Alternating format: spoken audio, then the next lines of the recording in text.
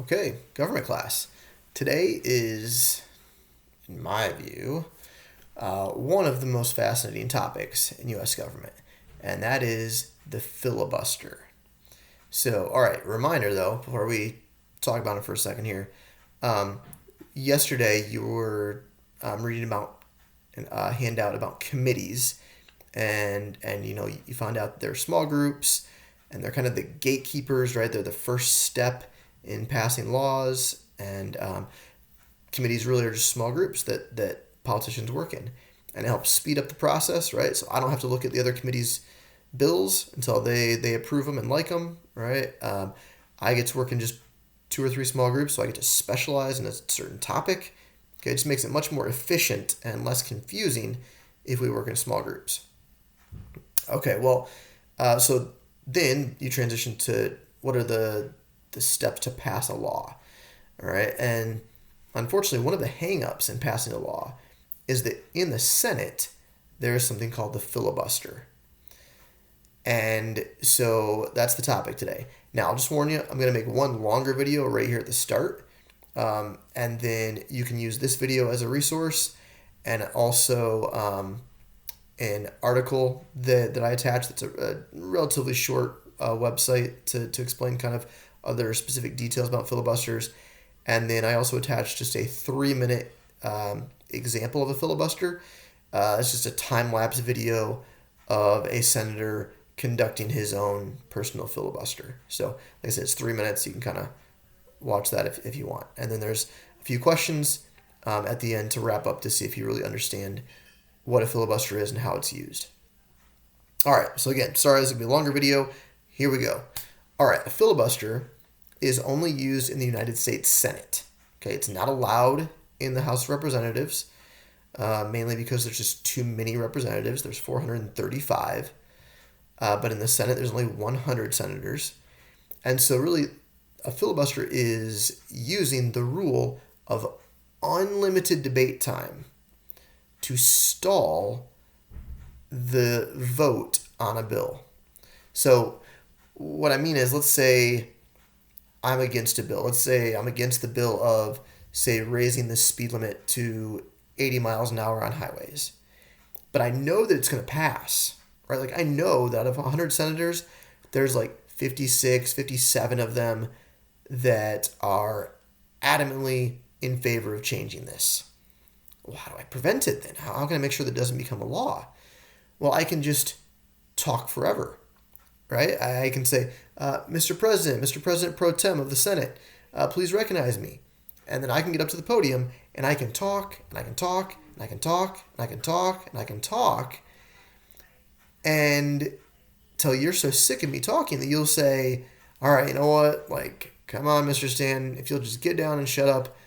Okay, we'll set aside the speed limit bill. We won't vote on it, or we're just going to lay it aside. We're not going to worry about it, right? You win. So it's just an attempt to stall a bill to death. Now, here's the crazy thing, right?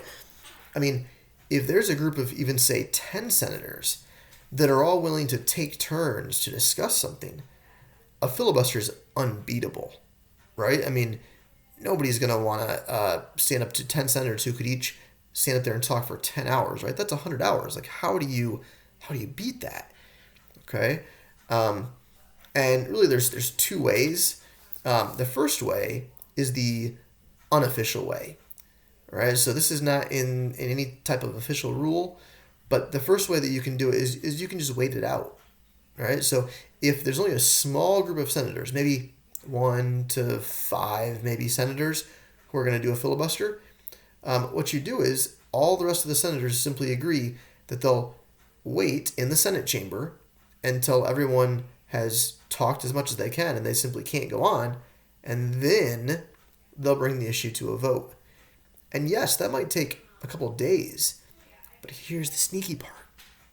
You only need 60 out of 100 senators in the chamber at one time to keep the action going and to force the person that's filibustering to keep talking.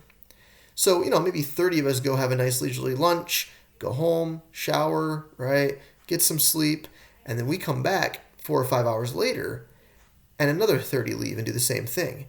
As long as there's 60 people that person that's filibustering has to keep talking. And if they choose not to, then boom. Then we call for a vote and we pass the law. In fact, there's some famous pictures.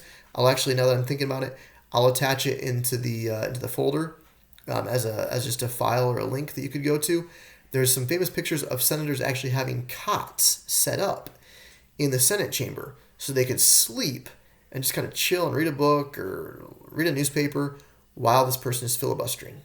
You don't actually really have to pay attention to them. You just have to be in the chamber. Now, if more than 40 of us would leave, in other words, if there was less than 60 of us there, then the person wins. And the next time we get back together, they could once again have their turn to stand up and filibuster. So that's why we have to stay there until they're so tired that they kind of give up. All right, now that's the unofficial way. There is, luckily, an official way to defeat a filibuster, and that is through what's called cloture. It's spelled Cloture, cloture. And what that requires is that 60 of the 100 senators vote to basically shut the person up and call for a vote on the bill. And you might think, well, wouldn't everybody do that? Like, come on, people have to be sick of it. They don't want to listen to it. Why wouldn't they just vote to end it? Well, and the answer is, remember, some of them might actually not want the bill. Okay, maybe there's 30 senators who don't like a bill. Like, they're not going to vote for cloture.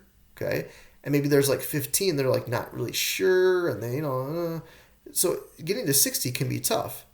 All right, and the other reason that people aren't just automatically ready to end a filibuster is that maybe in the future they're going to want to use it. And so they're worried that if, every time somebody filibusters, we just use cloture to shut them up because we don't want to listen to it and it's boring, then all of a sudden, when I want to use that tactic to benefit me, I'll just get voted down. All right? And so even as terrible as it sounds, that's the main reason that cloture isn't used constantly. Okay, so that's kind of the basics. I really suggest that you go and read the short web page that addresses some other details about it, right? And then I've just got some very simple questions about filibusters and cloture to see if you actually watched my video and if you paid attention to the lesson today. All right. Again, if you got questions though about it, this is a little bit of a confusing topic. Email me, text me. All right, I get it. This one's a little bit weird.